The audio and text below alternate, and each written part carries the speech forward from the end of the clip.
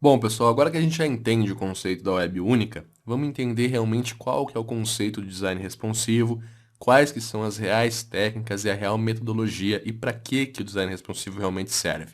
Primeiramente, então, pessoal, o design responsivo é o único caminho para a One Web, ou seja, para a web única. Não existe outra técnica que pratique a web única. Todas as outras vão criar adaptações, vão servir documentos diferentes. Então, o único caminho que a gente tem realmente para servir a web única, que é o que a gente tem que fazer, de acordo com o que você viu, as especificações, é praticar o design responsivo. Tá? E o que é então o design responsivo? Ele trata, pessoal, de um conjunto de técnicas aplicadas à forma que a gente possa produzir sites que respondam a qualquer dispositivo e resolução, independente do tamanho da tela, tá, pessoal? Ele tem que responder a qualquer um deles. Se amanhã ou depois lançarem uma nova tela, se o seu site estiver preparado com as especificações corretas, ele já vai ser responsível para aquela nova tela. Não importa se foi lançado, se vai ser lançada, ou se o seu tio conectou um computador numa TV de 1970, seu site ele tem que funcionar em qualquer dispositivo. Ele tem que ser capaz de distribuir conteúdo adequado a cada um deles, então entregar uma melhor experiência independentemente do tamanho da tela. E o que não é design responsivo? Na verdade, a gente já falou, pessoal, mas eu quero deixar isso bem claro para que a gente consiga mudar a forma que a gente pensa sobre o design responsivo, tá? Então, o design responsivo ele não trata de você criar novas versões do site, versões diferentes para cada dispositivo. Ele é apenas um site que se adequa e se adapta ao conteúdo de qualquer dispositivo.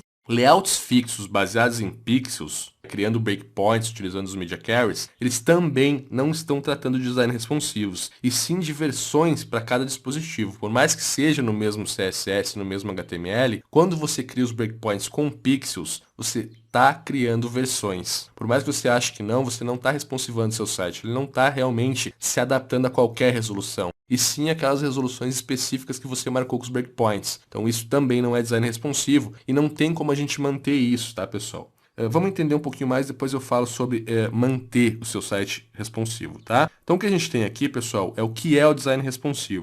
Em 2010, né, o conceito de design responsivo, você pode ver aqui no artigo, ó, a gente tem MEI 25/2010. Então, é um artigo do Ethan Marcotte, que é o cara que criou o conceito do web design responsivo, tá? Foi ele que inventou a técnica, foi ele que documentou pela primeira vez essa técnica. Ele criou um artigo nesse site, tem o link aqui, ó, aliciaparte.com/artigo/responsivo web design, que foi onde que o design responsivo começou a ser discutido, e ele falou o seguinte: o controle que os designers têm no meio impresso, ou seja, em layouts impressos, em panfletos, e muitas vezes desejam ter no meio web, é simplesmente um reflexo da limitação da página impressa. Ou seja, dentro de um panfleto, a gente tem medidas, né? Dentro de um cartaz, a gente tem medidas. Na web, a gente não tem isso. E aí ele continua: devemos aceitar o fato de que a web não tem as mesmas restrições e projetar o design para essa flexibilidade. Então, a gente entende que em nenhum momento, desde que a web foi lançada, a gente deveria aplicar os layouts fixos. Isso é um vício que designers gráficos trouxeram para a web.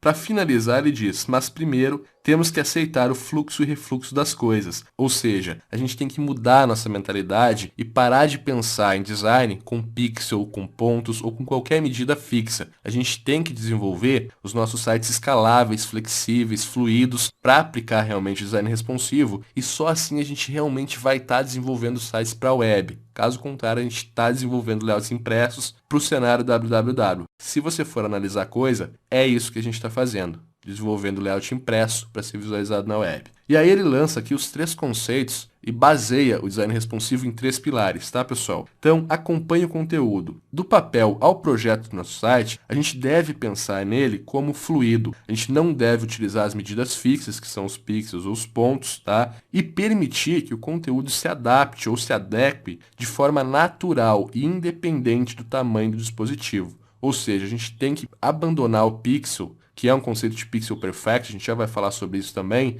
e começar a utilizar a porcentagem, ou o M, que é o MS, que também é uma unidade de tamanho relativo, escalável. Então a gente tem que pensar nisso como um ponto muito importante, e é o mais importante de todos, que é o primeiro pilar, que é o design fluido. Depois a gente tem aqui abaixo oculte e reposicione. Esses títulos fui eu que criei para a gente poder categorizar o que ele falou, tá, pessoal? Então a gente tem o seguinte: projete seu site para ter o mesmo visual e sirva aos seus usuários o mesmo site. Então é muito importante que da tela menor que vai acessar o seu site até a maior tela que vai acessar, você tenha o mesmo ambiente. Em vez de criar novas versões em cada breakpoint ou reposicionar tudo de novo, você deve pegar aqueles elementos que uma tela de 1980 são pequenos e numa tela de 640 deixar eles maiores, para ser melhores acessados. Não por causa do tamanho da tela, pessoal, mas para que o conteúdo ele seja realmente acessível para o seu usuário, independente do dispositivo. Então você deve utilizar breakpoints para redimensionar, reposicionar, exibir e ocultar elementos, e não para projetar resoluções. A gente tem que pensar no quê? No conteúdo, tá? Nada mais é que a gente pensar no conteúdo